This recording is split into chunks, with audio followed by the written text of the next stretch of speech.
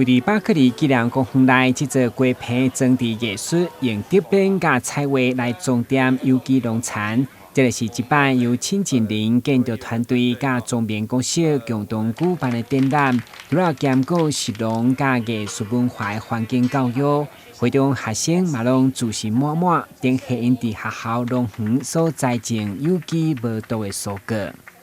我们在学校都会去体验，然后平常都是志工在帮我们照料这些植物，然后有时候也会邀请我们下来帮忙，就是施肥啦，对，一些体验，这是一种生活经验。它让我学到就是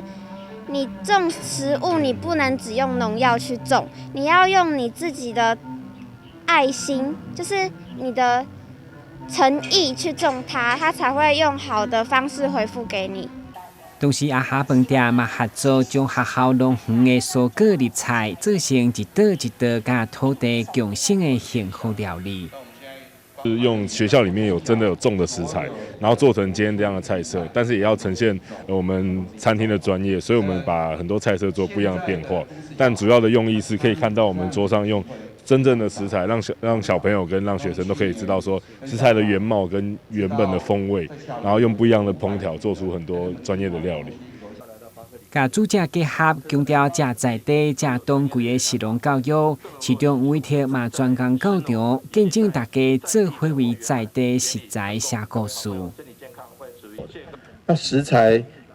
都有它的故事。在台南市，我们作为美食之都，我们有许许多多精彩丰富的故事。从过去的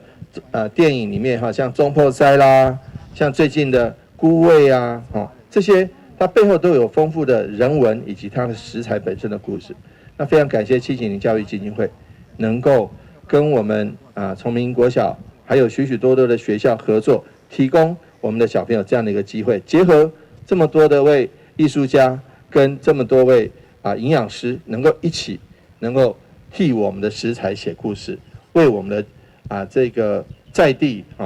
这个食材的这个食农教育写故事。